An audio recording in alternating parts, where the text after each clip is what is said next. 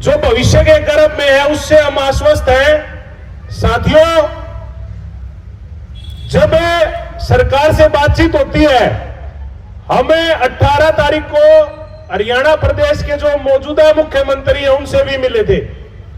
उन्होंने भी हमें आश्वस्त किया और हमारे यहां जो मौजूदा सांसद है योगेंद्र चंदोलिया जी, उनसे भी हमारी इस मामले में विस्तृत चर्चा हुई थी। उन्होंने भी मनोहर जी को लेटर भी लिखा था और टाइम भी लिया था। लेकिन जो मनोहर जी ने खुद कहा, मंत्री जी ने हमारे बीच से, कि भाई चुनाव का समय था तो ये जल्दी होगी।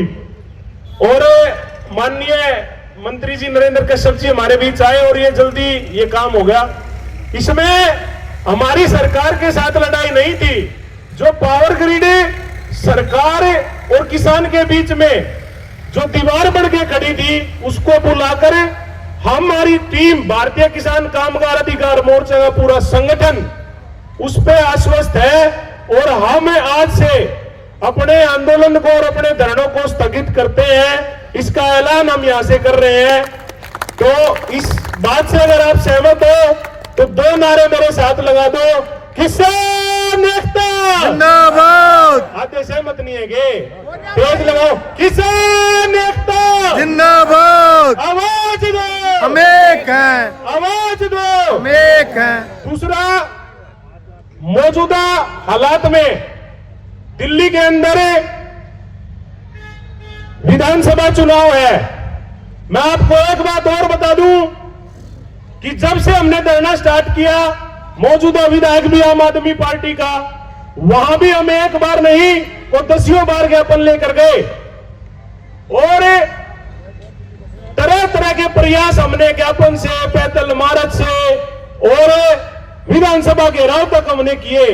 लेकिन आम आदमी पार्टी की तरफ से आज तक हमारी कोई मुलाकात उनके जो पूर्व में मुख्यमंत्री थे और आम आदमी पार्टी के जो संयोजक हैं उनसे नहीं हुई। उन्होंने आज तक हमें कोई टाइम तक मिलने का नहीं दिया।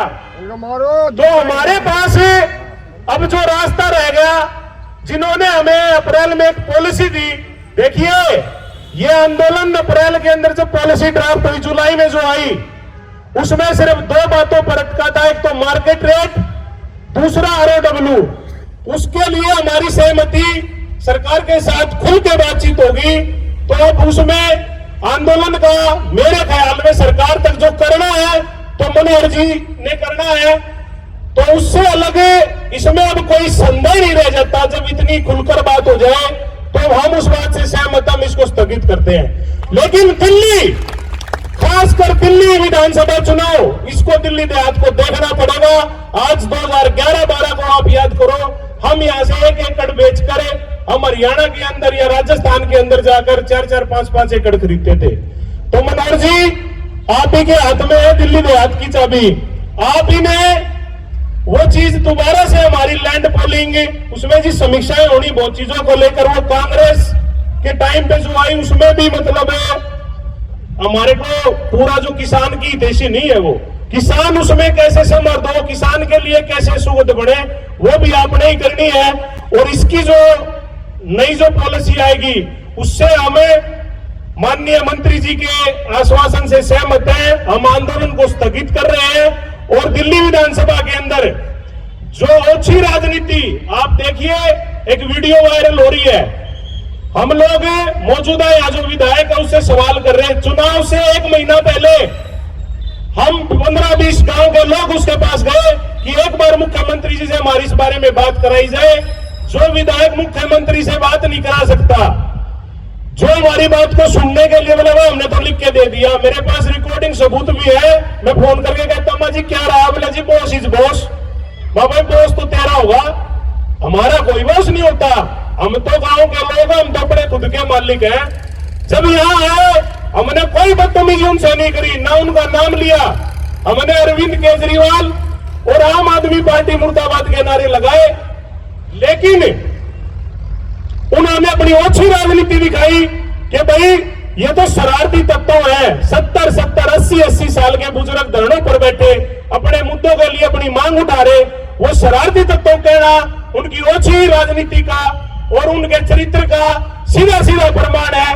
तो मैं आप सभी से यह भी निवेदन करता हूं कि मौजूदा जो विधायक है और ये आम आदमी पार्टी है, इसको सत्ता से बाहर करने का काम भी हम लोगों को ही करना है, वरना आगे हमारे मुद्दों को कोई सुनने वाला नहीं होगा। अपने मुद्दों को लड़ने के लिए जो सरकार बात करे उसी का सत्ता में होना जरूरी है। तो मैं आपको यह भी कहता हूं कि आम आदमी पार्टी को वोट की चोट देने का काम करें और जिस पार्टी से हमारा सहयोग और समर्थन और लगातार वार्तालाप चल रहा है उसका समर्थन करने का काम करें। साथियों, जय किसान। माननीय मंत्री महोदय जी यहाँ आए और उन्होंने हमारी डिमांड जो थी किसानों की उसको पूरा करने का भरपूर आश्वासन दिया है। हम आप सबकी तरफ से माननीय मंत्री जी को आश्वस्त करते हैं।